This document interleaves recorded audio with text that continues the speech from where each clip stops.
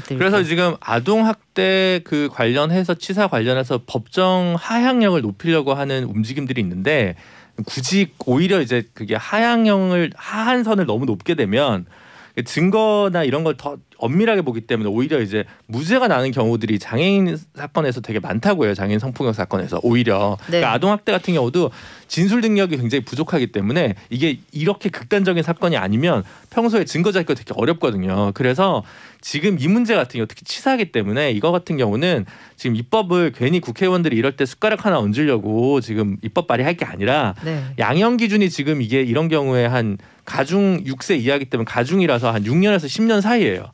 요 양형위원회 양형 기준을 초과해서 아니면 양형 기준을 좀 뜯어 고쳐라 이런 청원을 하는 게 사실은 조금 더 효과적이지 지금 뭐 법정을 오히려 이렇게 하한선을 높이는 게 오히려 이제 부작용을 가져올 수 있다라는 점을 조금 이렇게 말씀드리고 싶은 거고요. 선거의 기본 디바이드 앤 룰. 네. 적전을 분열시켜라. 이게 사실 기본이거든요. 총선 구도 짤 때. 태양 큰 성을 구도 짤 때. 그러면 사실은 지난 총선 때 저는 그래서 박정철을 사면할 수도 있다. 여권이 들고 있는 필승 그러니까 그때 코로나 오기 전이었어요. 네. 아마.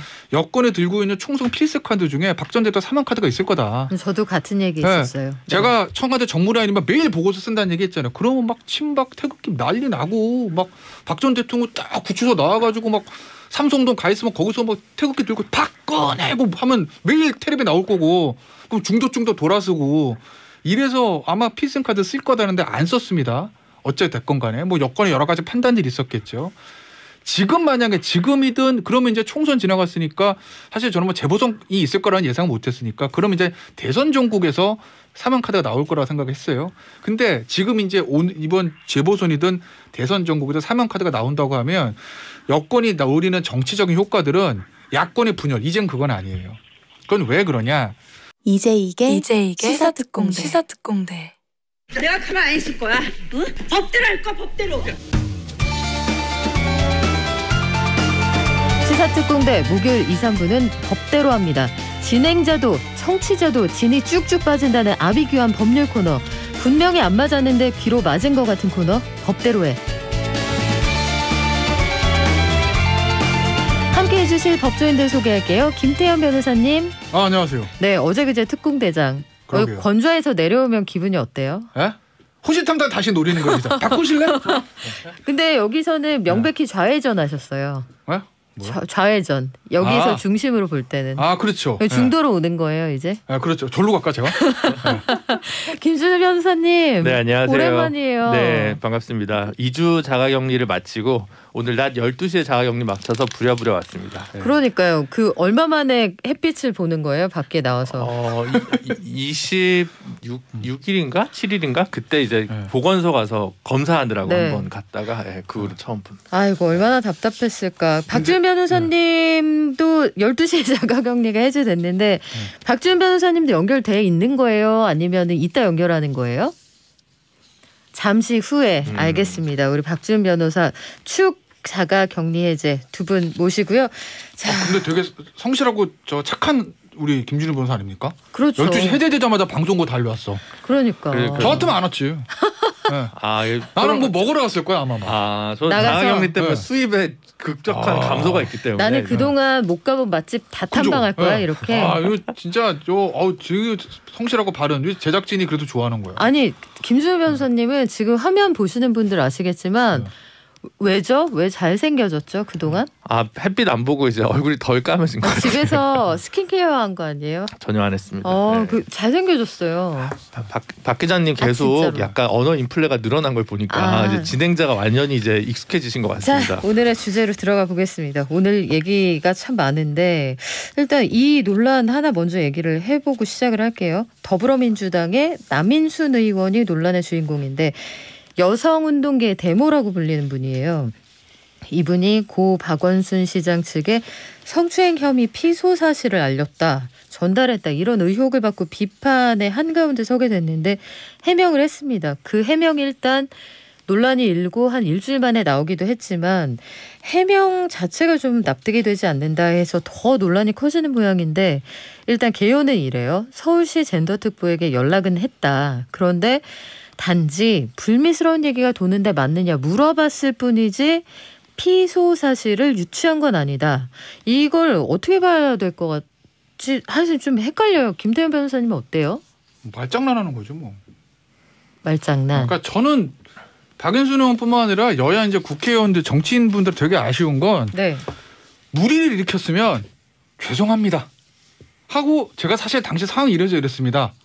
앞으로 조심하겠습니다 하면 되거든요. 근데 그게 그렇게 힘든가? 난 그게 이해가 안 가는 거예요. 사실관계는 애초 이 얘기 나왔을 때 언론 보도됐던 거, 네. 그다음에 검찰 수사 결과 발표, 그다음에 저 남인순 의원의 얘기, 사실관계 다 동일해요. 그러니까 예를 들면 처음에 이제 어to 듣고 저 임순영 제니더 특보인가요? 전화해서 아 혹시 시장님 관련해서 불미스러운 일이 돈고 있는데 같은데 사실입니까? 라고 물어봤다고 한 거에 처음에 애초에 언론 보도도 이렇게 나왔어요. 그리고 검찰에서 이게 뭐 딱히 구속 요건 없어서 처벌을 할 건 아닌데 사실관계는 이렇다. 수사 결과도 똑같아요. 그리고 남인순 의원도 그 사실관계 자체를 인정했어요. 네. 사실관계 똑같습니다. 그걸 어떻게 해석하느냐는 거예요.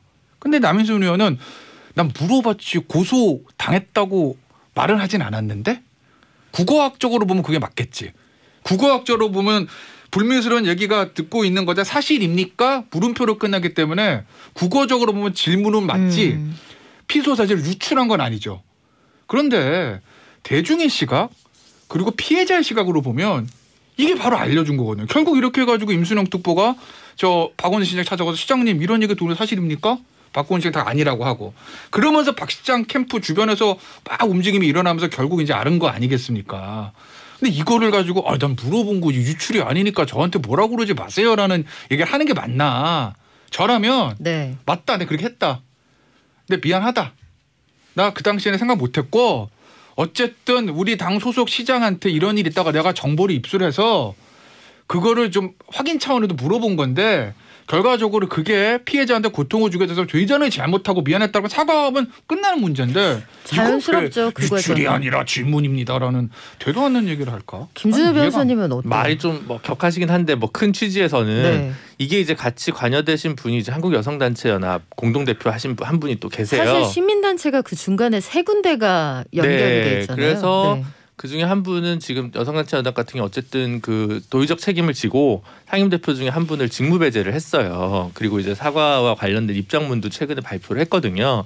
그래서 어쨌든 원론적으로 보면 그게 그쵸 뭐 아주 기계적으로 따지면 제보한 게 아니고 유출한 게 아니고 문의한 거다라는 말이 뭐 완전 틀린 말 아니지만 이거는 큰 틀에서 봤을 때 좀 적절치 않고 피해자 중심주의에 좀 반할 우려가 있기 때문에 적절치 않은 처신이었다라는 입장을 내는 게 맞다고 생각을 하고요. 그래서 그 좀 유감스러운 대목인 건 분명한 것 같습니다. 네. 그 제가 보면은 여러 가지. 네. 남인순뿐만 아니라 뭐 야당원도 마찬가지고 무리를 일으킨 것도 꽤 있어요. 사람이 살다 보면 잘못할 수도 있고 실수할 수도 있는 거죠. 청문회에서도 여러 가지 얘기들이 나오고. 네.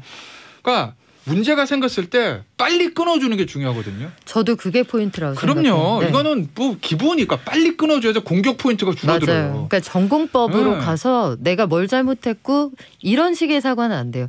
내가 뭘 잘못했는지 모르겠지만 네가 불쾌했다면 미안해. 이런. 잘못 안 했는지 사과를 왜 해요? 뒷것을 네. 남기면 안 돼요. 네, 맞아요. 미안합니다. 네. 근데 사실은 이게 아니라 미안하다, 잘못했다. 깨끗하게. 안 할게. 그런 거잖아요. 막 이렇게 진짜 모르겠지만 네가 그렇다니까 미안해. 이 전형적인 초보 남자친구들의 실수. 애인한테 잘못했을 때. 그러면은 보통 제가 석 달 봅니다. 석 달 뒤에는 헤어지는 남남. 건가? 네. 빨리 끊어주는 게 필요하다. 맞아요. 그래야 더 늪에 안 빠진다는데 그래서 모르겠어요. 그 당사자가 되면 또 그렇게 안 되는지 모르겠는데 그거를 자꾸 못 해가지고 계속 좀 곤란을 겪는 정치인들 꽤 많거든요. 이게 리스크를 키울 필요가 없다는 생각이 드는 게 일주일 뒤에 사과가 나왔고 명백한 사실에 대해서 내가 좀 생각이 짧았다 하고 지나가면 됐을 일인데 좀 안타깝기도 하고 배드파더스 얘기로 좀 넘어가 볼게요. 이혼 뒤에 양육비 안 주는 부모들의 신상을 공개한 배드파더스라는 사이트가 있었어요. 그런데 이게 명예훼손 아니냐 논란이 있고 실제로 뭐 여러 번 고소가 됐습니다. 무죄를 받았어요. 배드 파더스라는 이름이 마음에 안 든다 이런 얘기도 있었죠. 이게 아빠들만 안 주는 게 아니라 엄마가 안 주는 경우도 있다라는 지적이 있었는데 지난 5일에 국무회의에서 양육비 이행 확보 및 지원에 관한 법률 이 정부안으로 통과가 됐습니다. 이번에 통과된 개정안 중에서 신상 공개가 있는데 자세한 내용이 어떻게 되는 거예요? 네, 그러니까 이제 계속 양육비를 주지 않고 있는 한쪽 부모가 있으면 이에 대해서 3개월 이상 안 준 경우에 소명 기회를 주고 그것도 안 되면 인터넷에 신상 공개를 할 수 있다. 그리고 또 이제 이게 이제 6월에 그러니까 작년에 두 번 개정안이 통과됐을 거예요. 그래서 중간에 이제 운전면허도 이제 실효성 확보를 위해 정지시킬 수 있는 조항도 올해 여름부터 이제 실시가 되고요. 다만 이것도 이제 생계형으로 운전이 꼭 필요한 경우에는 예외 사유가 인정됩니다. 예를 들어 뭐 운전을 하는 업을 하고 계신 경우에 이걸 진짜 소득과 직결되기 때문에 운송업 같은 것들. 그런 분들은 네. 출국 금지나 뭐 이런 것들이 좀 가능하고요. 감치 명령이라는 게 가능했는데 주소를 가짜로 써놓은 분들이 있었어요. 그러다 보니까 집행이 안 되는 경우가 있으니까 이제는 감치 명령이 뭐예요? 뭐라고 해야지 저기 뭐 구치소가 잠깐 아니라 들어가 있어라. 잠깐 들어가 있어라고 하는 거고 그래서 징역형도 이제 가능할 수 있도록 가능한 겁니다. 이게 지금 양육비 이행 관리권인가 이게 새로 한 2015년쯤에 출범을 했어요. 그래서 양육비를 못 받고 있는 경우가 정말 엄청 많거든요. 판결로 다 났는데 집행이 안 되니까 이와 관련된 이행을 위해서 각종 장치들이 이제 법적 제도들이 새로 들어오기 시작하고 있는데 이게 이제 계속 문제가 되니까 이제는 뭐 긴급 지원도 새로 이제 들어왔고요. 말하자면 근로기준법상 그 임금 체당금이라고 해서 나라에서 일부 주고 이제 구상을 하는 네. 제도도 이제 새로 들어오기 시작했고 어쨌든 이 한부모 가정이나 이렇게 이혼한 이후에 양육비가 제대로 이행 안 되는 부분은 확실히 우리 사회에 좀 고질적인 현재까지 문제점이었던 것 같고요. 처벌 일변도가 꼭 바람직한 건 아닌데 이게 좀 아이를 위한 거기 네. 때문에 특별한 좀 강제 수단이 불가피하게 동반돼야 되지 않나 싶습니다. 바람직한 입법이라고 할 수 있죠. 그러니까 실제로 보면은 헤어진 배우자가 미워서 내가 너한테 주기 싫어서 돈 안 준다 이런 사람들이 꽤 많다면서요. 그런 사람도 꽤 많고 진짜 못돼서 돈 많은데도 안 주는 사람들도 있고 정말 자기도 나도 지금 한 달에 10만 원 버는데 어떻게 이런 사람도 실제로 있고 있어요, 각자 있어요. 다 달라요. 근데 제일 사악한 케이스는 사실은 이제 제가 마지막 들었던 얘기, 마지막 들었던 예, 네. 정말 나도 정말 지금 먹고 살 게 없다는 부분은 좀 서로 다 안타까운 거지 뭐 아주 사악한 건 아닌데 지금 박영미 네. 기자 얘기하신 그 부분 있는데 안 주는 있는데 거. 안 주고 야 나는 당신이 싫어서 이혼했는데 나는 애도 싫어 이건 진짜 사악한 거거든요. 그렇죠. 근데 이제 이게 도의적으로 줘야 되는 게 맞고 민사적으로 줘야 되는 게 맞는데 이게 신상 공개는 어쨌든 입법은 됐는데 지금 입법은 된 거죠. 이게 이제 누군가 헌법소원 걸 거예요 분명히 누군가는 그 이제 신상 공개 된 사람이 네. 그러면 좀 지켜볼 건 있을 것 같아요. 이게 왜냐하면 이게 저도 지금 정확한 구조는 모르겠는데 이게 양육비 안 주면 바로 신상 공개하는 건지 네. 안 주면 감치 명령하고 감치 명령 했는데도 안 주면 징역형이잖아요. 징역형이 확정되면 신상 공개하는 건지. 근데 아마 징역형이 확정되면 신상 공개가 아닐 거예요. 그죠? 그럼 어떤 문제가 생기냐면 이게 신상 공개라는 게 인격권을 되게 침해이기 때문에 네. 처음에 성범죄자 신상 공개할 때 말이 많았어요. 굉장히 엄격해요. 근데 그건 왜 됐냐? 성범죄자 유죄 확정됐잖아요. 네. 범죄자잖아요. 그죠? 그러니까 신상 공개한 거라고. 근데 양육비도 정말 나쁜 거지만 양육비 안 줬다고 신상 공개를 법으로 해버리면 민사 채무자의 신상을 공개하는 거거든요. 네. 그렇잖아요. 그런데 그러면 이게 채권 채무 관계가 성립하느냐. 그렇죠. 아니 어쨌든 성립한다 하더라도 이제 민사적 그러니까 형사 네. 문제가 아니라 아까 제가 말씀드리잖아요. 만약에 자 이게 양육비 안 주면 감치명령, 감치명령 받고도 안 주면 결국 징역형. 그래서 형사적으로 징역형의 전과자가 된 상태에서 신상 공개를 하면 형사처벌을 받은 사람이 신상 공개이기 때문에 조금 이해질 수 요지가 있는데 그게 아니라 어쨌든 민사든 가사든 범죄 문제는 아니거든. 네. 도의적으로는 잘못한 건 맞지만 그거를 신상 공개를 하면 그게 잘못하게 되면 잘못하게 확대되면 야 그러면은 내 돈 빌려가지고 똑같아 돈 못 받은 건 그럼 내 돈 빌려가지고 갚지 않은 사람 신상 공개해줘 이거거든요. 그래서 이제 과연 어쨌든 민사든 가사든 채무 불이행 굳이 얘기하자면 네. 상태를 신상 공개하는 게 맞냐라는 거를 이게 뭐 입법 과정에서 논의는 됐겠지만 쟁점이 누군가 이걸 많네요. 가지고 아마 헌법소원에 들어가면 근데 이게 어떻게 될지 보시면 석 달 이상 된 경우에 소명 기회를 또 주고 네. 뭐 이렇기 때문에 아마 위헌 판단을 고려해가지고 말씀하신 대로 입법이 네. 된 것 같긴 해요. 네. 그럼에도 불구하고 네. 다툼의 여지가 조금 네. 있는 건 사실이지만 하여튼 이게 참 되게 안타까운 사연들이 네, 너무 안타까운 많아가지고 그러니까 이게 애들 제대로 키우자는 건데 네.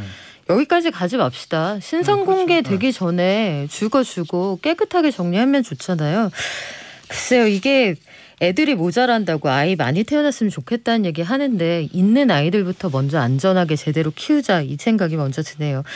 이번에는 또 다른 안타까운 아이의 사연 본격적으로 얘기해 볼 건데 가해자 이름을 붙이고 싶습니다만 아직까지 명확히 정리된 바가 없어서 일단은 정인이 사건으로 정리를 하겠습니다.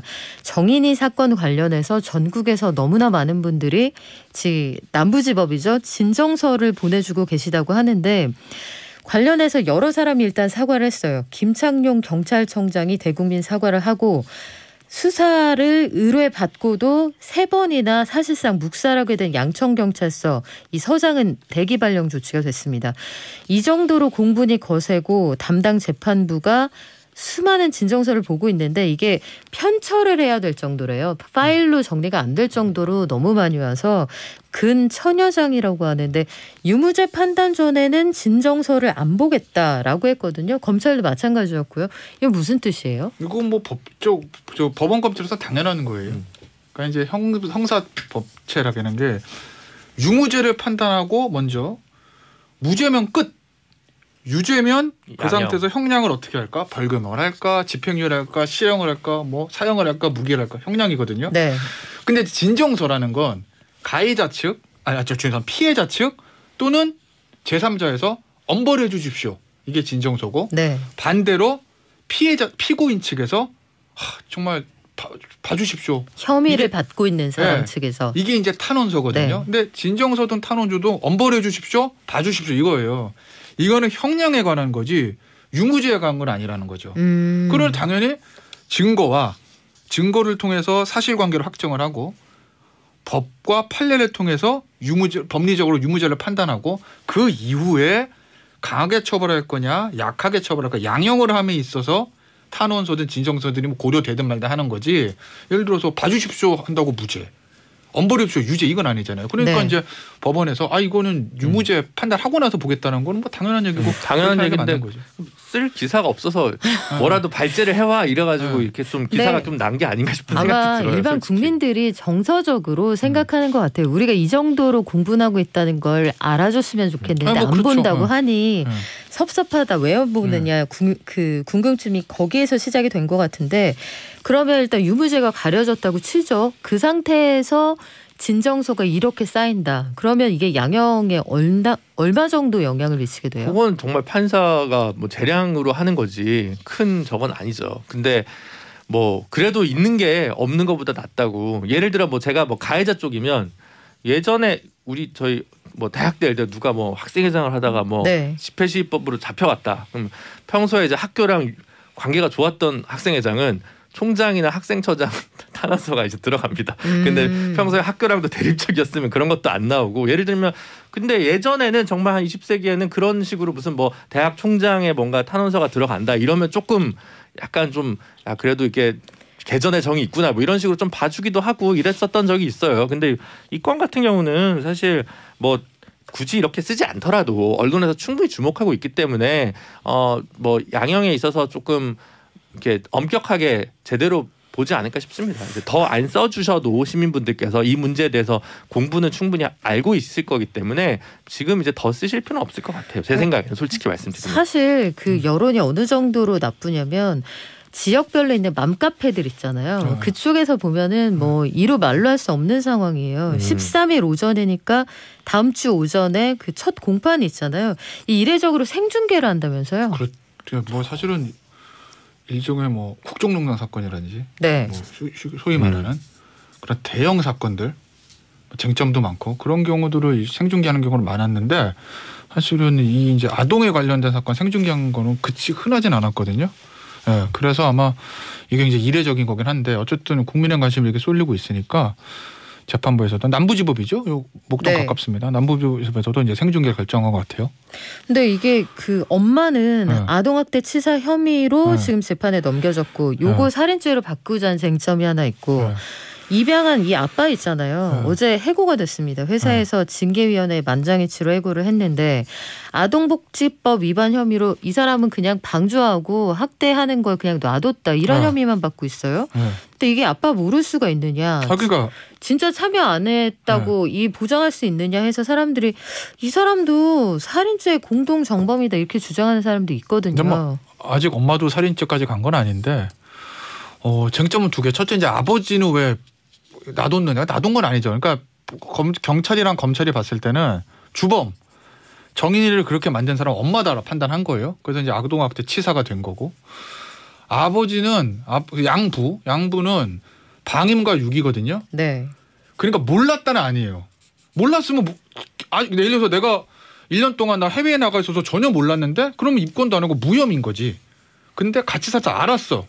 근데 그걸 막지 않고 놔뒀기 때문에 방임, 유기 이렇게 된 거지. 그거 뭐 양부가 책임 없다고 본 건 아니다. 뭐 이렇게 말씀드리면 될 것 같고.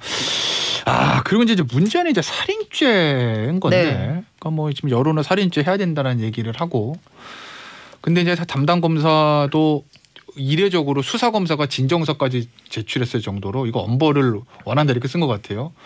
그런데 그 정도로 이례적으로 수사 검사가 사실 검찰이 재판부에다 엄벌을 원하고 너무나 당연한 것에도 불구하고 진정서까지 썼다는 보도가 있는데 그렇게 한 수사 검사가 살인죄로 기소를 안 하고 아동학대 치사로 기소했다. 그거 왜 그랬겠느냐? 정인이 약물을 봐주려고? 그건 절대 아니거든요.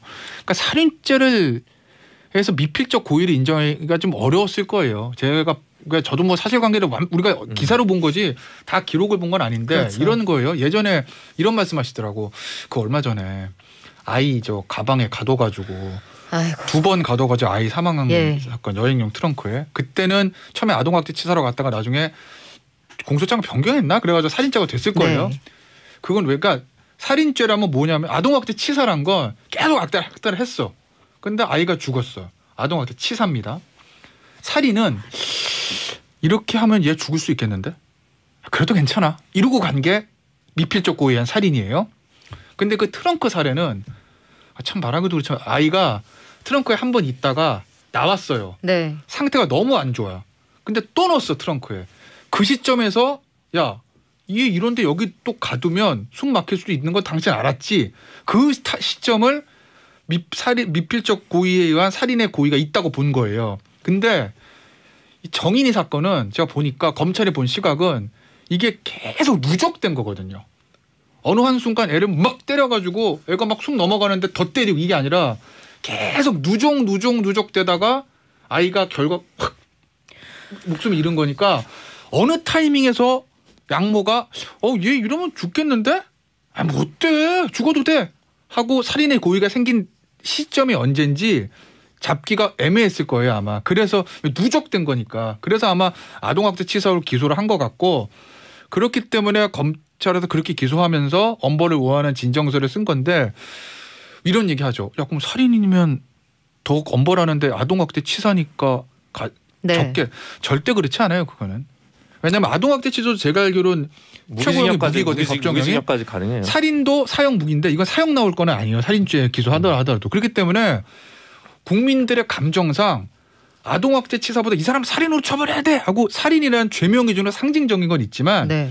살인으로 기소돼서 유죄가 나오든 아동학대 치사로 가서 유죄가 나오든 실제 나오는 형량은 거의 대동소이하다. 네, 그래서 지금 막판에 지금 막 입법이 엄청 막 여러 의원들이 막 발의를 하고 네. 있는데 대부분 법정 하향형을 높이는 법안들이 되게 많아요. 근데 어떻게 되고 있는지는 저희가 광고 듣고 다시 와서 할게요. 알겠습니다. 네.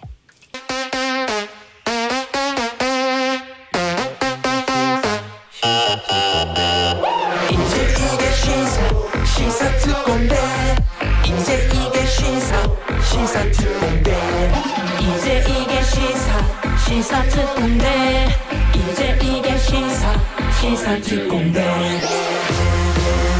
네, 이제 이게 시사특공대 법대로에 함께하고 계시고요. 김준우 변호사님, 아까 제가 네. 잠시 후에 들을게요 했던 얘기 있잖아요. 네, 그거 그렇죠. 이어서 좀 부탁드릴게요. 그래서 지금 아동 학대 그 관련해서 치사 관련해서 법정 하향령을 높이려고 하는 움직임들이 있는데 굳이 오히려 이제 그게 하한 선을 너무 높게 되면 증거나 이런 걸 더 엄밀하게 보기 때문에 오히려 이제 무죄가 나는 경우들이 장애인 사건에서 되게 많다고 해요. 장애인 성폭력 사건에서 오히려 네. 그러니까 아동학대 같은 경우도 진술 능력이 굉장히 부족하기 때문에 이게 이렇게 극단적인 사건이 아니면 평소에 증거 잡기가 되게 어렵거든요. 그래서 지금 이 문제 같은 경우 특히 치사하기 때문에 이거 같은 경우는 지금 입법을 괜히 국회의원들이 이럴 때 숟가락 하나 얹으려고 지금 입법 발의할 게 아니라 네. 양형 기준이 지금 이게 이런 경우에 한 가중 6세 이하기 때문에 가중이라서 한 6년에서 10년 사이예요. 요 양형위원회 양형 기준을 초과해서 아니면 양형 기준을 좀 뜯어 고쳐라 이런 청원을 하는 게 사실은 조금 더 효과적이지 지금 뭐 법정을 오히려 이렇게 하한선 높이는 게 오히려 이제 부작용을 가져올 수 있다라는 점을 조금 이렇게 말씀드리고 싶은 거고요. 그리고 지금 이제 아동인권 전문으로 하는 우리 이제 공익 변호사들이랑 네. 얘기를 해보면 지금 제일 고민되는 게 그 즉시분리와 관련된 부분이거든요. 네. 왜 바로 즉시분리 안 하냐. 근데 즉시분리 필요하죠. 즉시분리 필요한데 실제로 문제는 즉시분리를 할 때 이 쉼터의 TO가 전국적으로 한 1,000명 정도밖에 안 된대요. 그러니까요. 근데 매년 신고 들어오는 게 한 2,500건. 그리고 이제 지금은 뭐 법안 나오고 뭐 새로 실시되고 한 게 2회 이상이면 뭐 즉시분리 된다 이런데 그 또 어떻게 되냐면 이혼 사건 할 때 저쪽 애가 때린다. 그래서 즉시분리해야 된다 해서 친권 찾아오려고 이걸 또 악용하는 나쁜 사례들이 좀 있어요. 그래서 지금 입법이 지금 문제가 아니라 현장에 제대로 돌아갈 수 있을 만큼 예산과 인력을 확보해주는 그런 대안이 되게 필요한 건데 그래서 그와 관련된 문제로 사회적 공분과 의기를 좀 모아야 할 때다.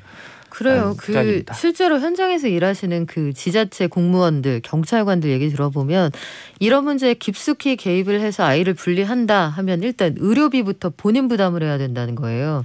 예산이 부족하고 쉼터에 데려가려고 해도 남아 쉼터가 만약에 서울에 없는데 피해 아동이 남아다. 그럼 뭐 저기 전라도나 경상도까지 데려가야 된다는 거예요. 그러니까 지자체들이 가지고 있는 어떤 여력을 늘려야 하고 지자체 여력이 부족하면 국비를 쓰고 다음 예산으로 보충받는 이런 방식으로도 운영을 할 필요가 있을 것 같은데 김윤우님 아동학대가 예전에도 있었는데 너무 중후정치로 흐르는 것 같아요. 그러니까 대중들이 너무 감정에 휩싸여 있다 이런 지적해 주셨는데 법대로 하면 될 듯 지금 두 분이 말씀해 주시는 게 그런 부분이에요. 이제 이게 아동학대가 많잖아요. 네. 그러면 방송에 보도가 돼서 우리가 알면 아는 사건과 모르는 사건이 있잖아요. 보도돼서 알면 중형이고 보도돼서 모르면 중형이 아니고 그러면 사실은 그것도 사실은 법 앞에 평등한 건 아니거든요. 근데 법과 원칙 따라 하는 건 맞는 것 같고 뭐 국민들이 공분하신 게 다 충분히 이해하는데 재판부도 그거 다 감안하고 있을 거고 최근에는 아동학대 치사가 형량이 계속 높아져요. 네. 계속 높아지기 때문에 아마 저 양모는 상당한 중형이 나올 거다. 자, 한번 예측해 볼까요? 한 20년? 20년에서 25년 나올 것 같은데 제 생각에는. 그래요. 아무튼 죄에 합당한 무거운 형벌 꼭 내려줬으면 좋겠고 사실 궁극적으로는 벌 받을 일 하는 사람이 안 나왔으면 좋겠습니다. 광고 듣고 올게요. 박지훈 변호사님 나와 계신가요? 네, 안녕하세요. 네, 박지훈입니다. 네, 목소리가 전보다 활기차진 것 같아요. 축 격리 이제. 예, 이제 풀렸습니다. 예, 근데 너무 춥네요. 밖에 못 나가고 아직 집에 있어요. 예. 그러니까요. 고생 많으셨어요. 얼마나 답답했어요. 아닙니다. 또 이렇게 있으니까 또 뭐 여러 가지 책도 보고 또 드라마도 보고 영화도 보고 뭐 좋았던 시간 같습니다. 예. 그 집안에 식구들하고 있으면은 그 공간을 공유하잖아요. 같이 쓸 수가 없고요. 소리로만 이렇게 하고 저 거기서 안에서도 전화를 했어요. 그래서. 아 식구들하고. 집이 얼마나 예, 왜냐하면 넓으면 그럴까요?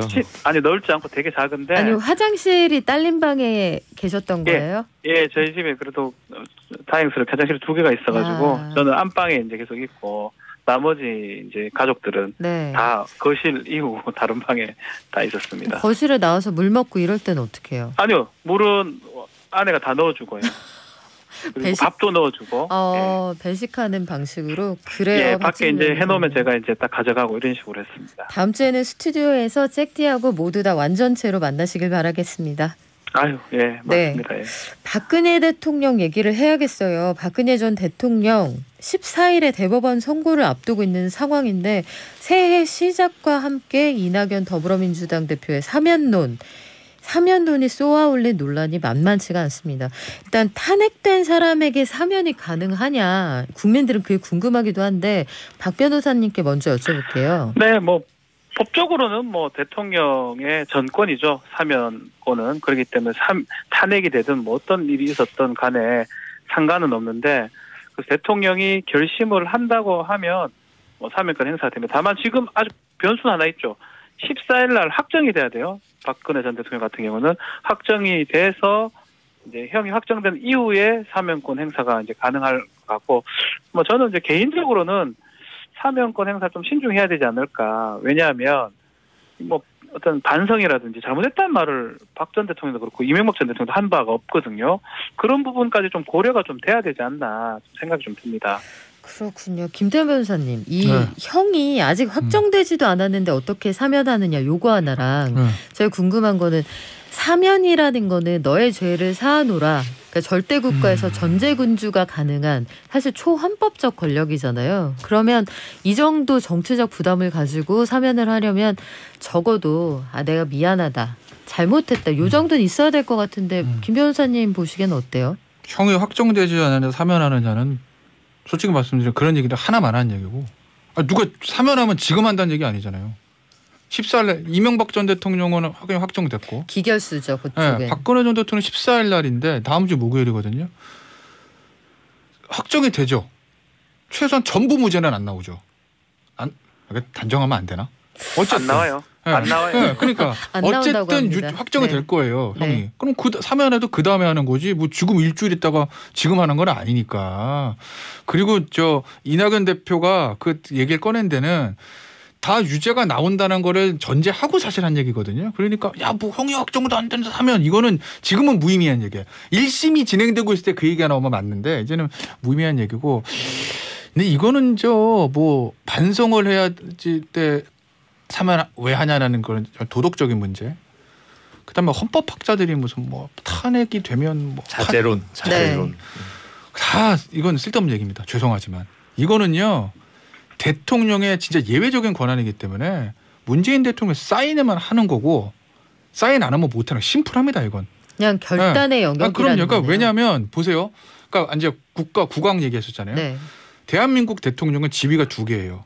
행정수부 수반의 지위가 있고 국가 원수의 지위가 있어요. 영국으로 말하면 보리스 존슨 총리와 엘리자베스 여왕을 겸임하는 거라고요. 이거 약간 화요일날 정치쇼 때 얘기하신 거 재방송 같은데? 줄일 거야. 집에서 다 들었네. 네. 놓치지 않을 거예요. 근데 이거는 국가 원수에서 나오는 권한이 외교권하고 사면권이에요. 그러니까 사면이라는 자체가 사실은 말이 안 되잖아. 왜냐하면 상권 분립에서 법원에서 유죄 확정 판결된 거를 대통령 봐줘 뒤집어 이거잖아요. 그럼 법치주의 예외고 권력법 예외거든. 네. 그런데도 불구하고 헌법에 넣어놓고 그게 이제까지 한 번도 개정되지 않고 그냥 있다라는 거는 대통령이 특별한 권한을 주는 거거든요. 그러니까 뭐 탄핵을 된 사람은 사면이 되네 안 되네 뭐 정치적으로 남용하면 되네 안 되네 학자들이 하는 얘기고 그냥 대통령 사인하면 하는 거다.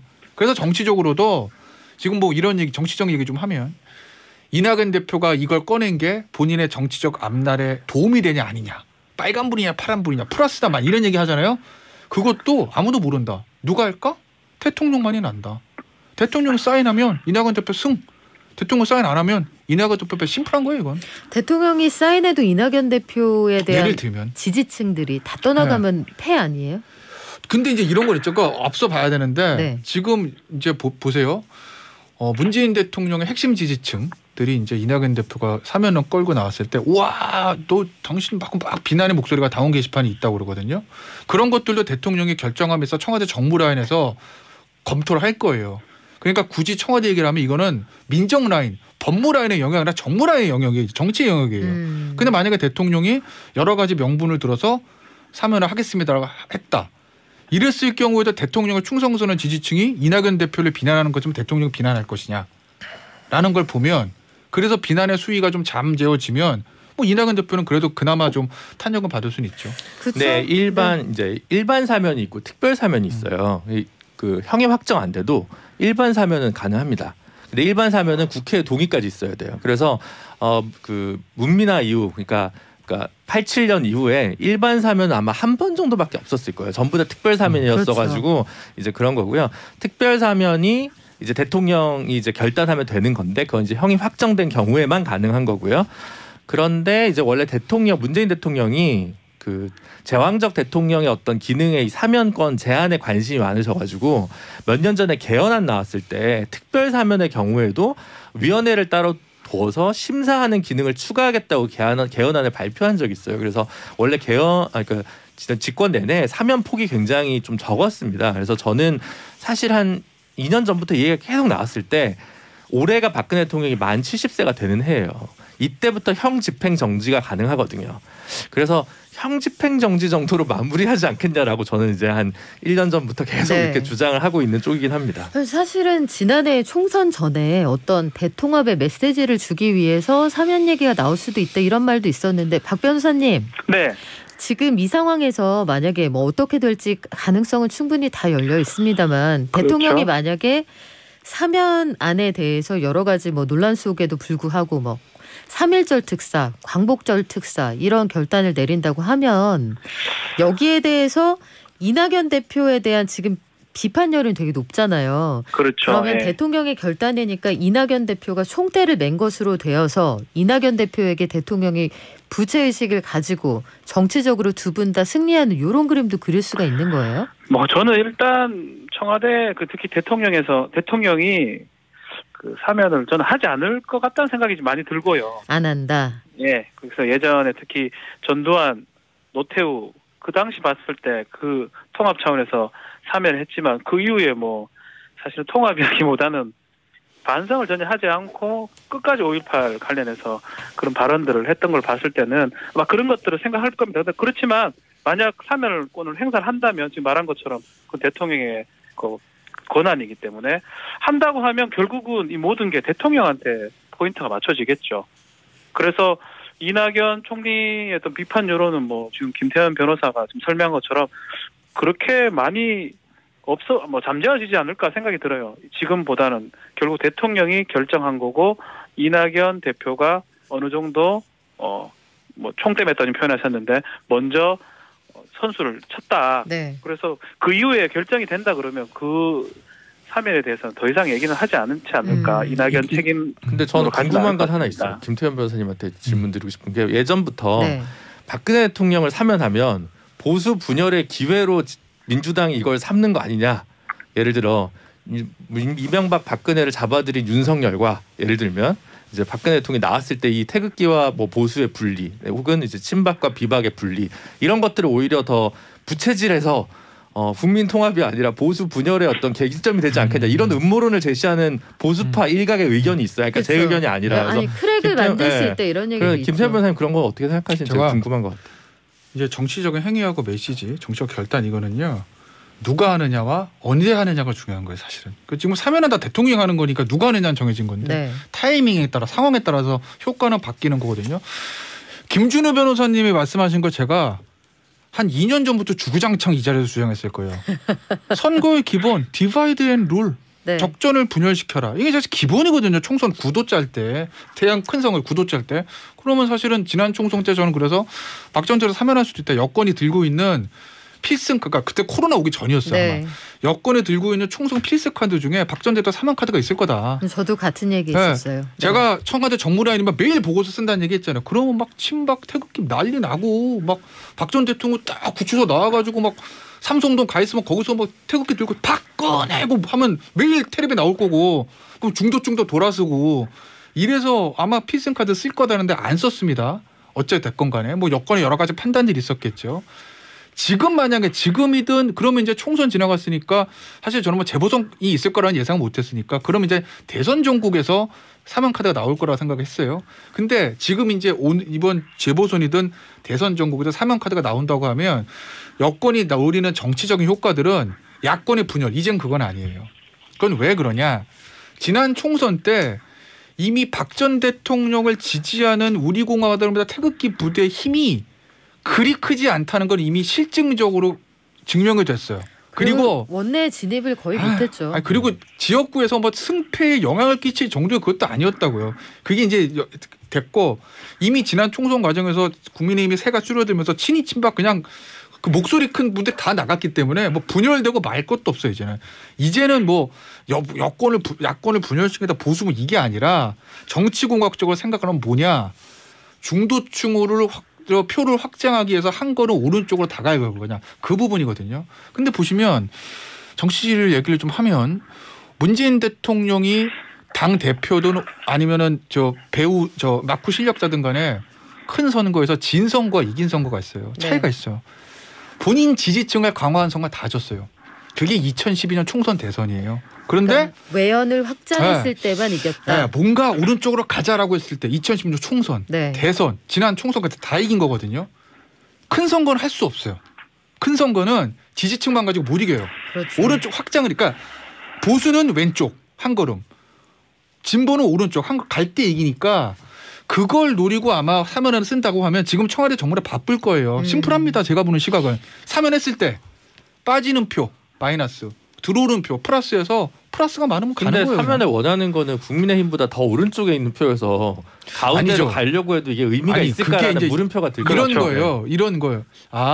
그래도 중도층 입장에서 봤을 때 그래도 이제 좀 예전 몇 년 동안 하도 갈라져 싸웠으니 뭔가 조금 화합과 통합과 이런 메시지를 내는구나라고 하는 게 뭐 선거에 따라서 민주당도 찍었다가 국민의힘도 찍었다고 하는 소위 이제 큰 선거에서 승패를 좌우할 수 있는 가운데 있는 스윙보트층 입장에서 보면 그 메시지들이 이제 대통령의 진영 논리에서 벗어나서 조금 통합의 메시지를 내는구나라고 하는 게 플러스는 될 거예요. 다만 그 플러스와 대통령이 원칙을 깬 거에 대한 실망하는 마이너스 이익 형량을 해서 플러스가 많다고 생각되면 사면 사인하는 거고 아니면 마이너스 되는 거예요. 그냥 안 하는 거예요. 이낙연 대표가 노린 것도 그거거든.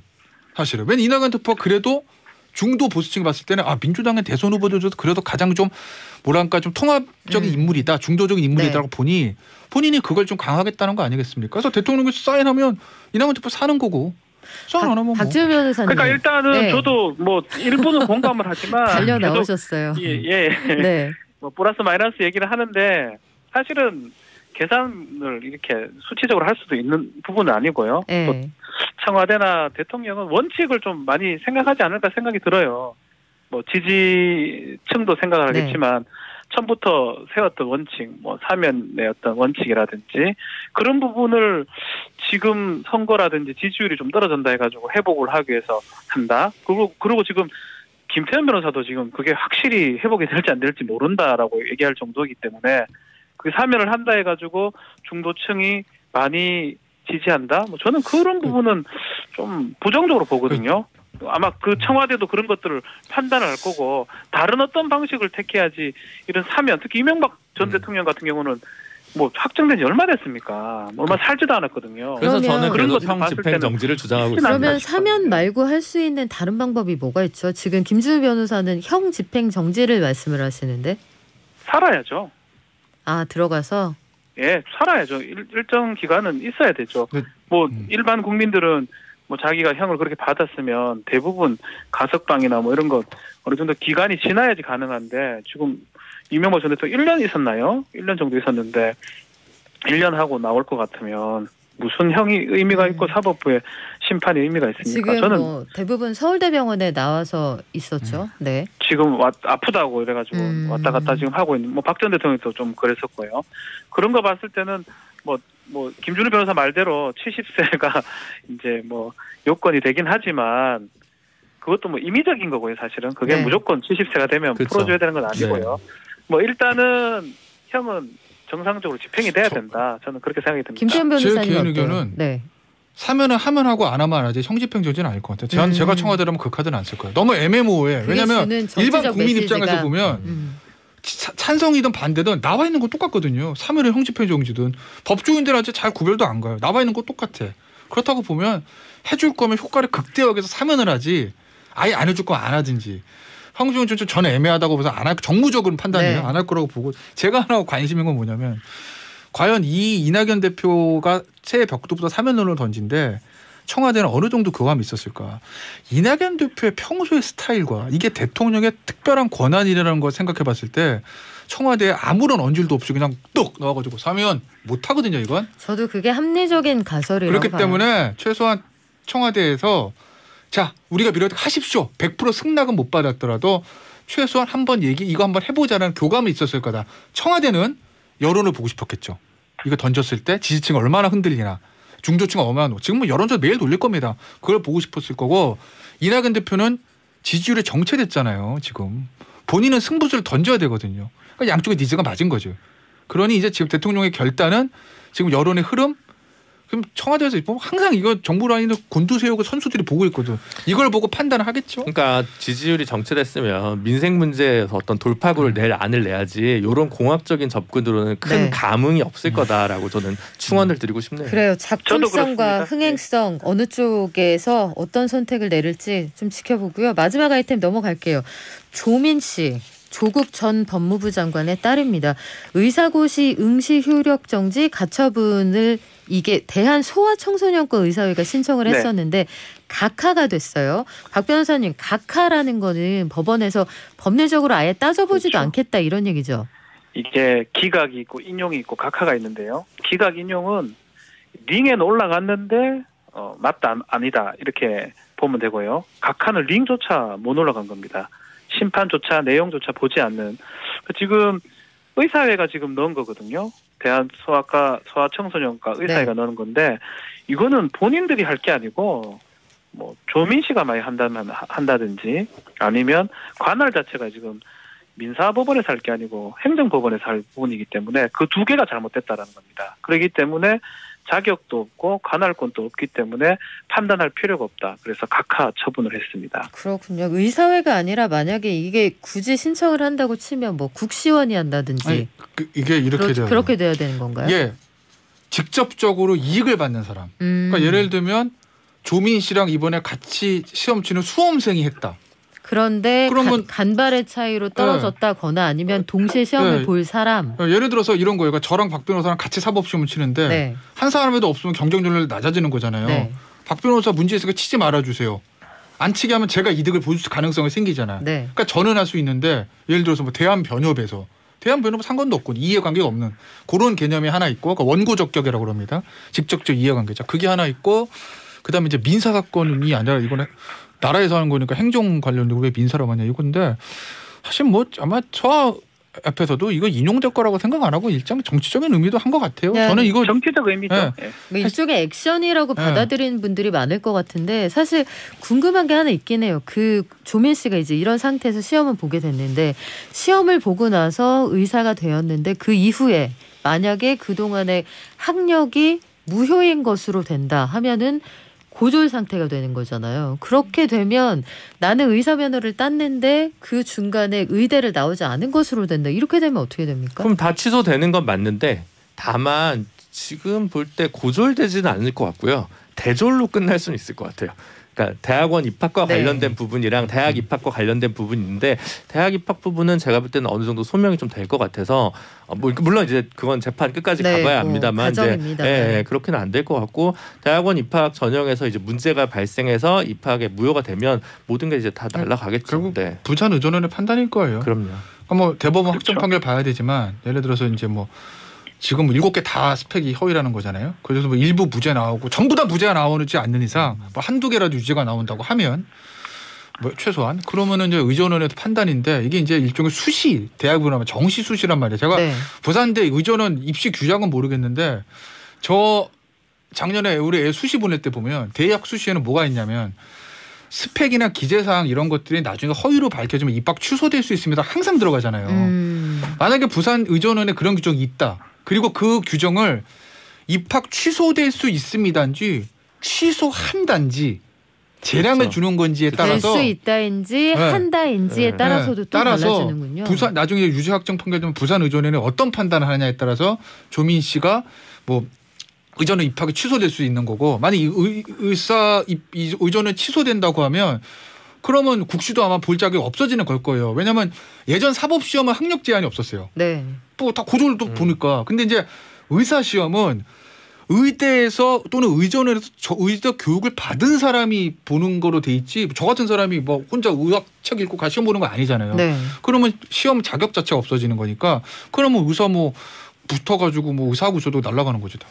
근데 아마 그게 그 이제 이게 정성적인 요소잖아요. 이 표창장이나 이런 게. 그렇죠. 그래서 이제 이 점수가 실제로 반영됐을 때 어떻게 됐냐 서류 평가에서 이것까지 따져봐야 되겠죠. 그렇기 때문에 유죄가 된다 한들 또 반드시 이제 취소되느냐 이건 또 다른 문제가 있으니까 굉장히 오랜 법적 공방이나 행정적 절차들이 동반된다고 봐야죠. 몇 년 지켜보셔야 될 것 같아요. 박준 변호사님. 그- 쉽게 종결될 부분은 네. 아닌 것 같아요.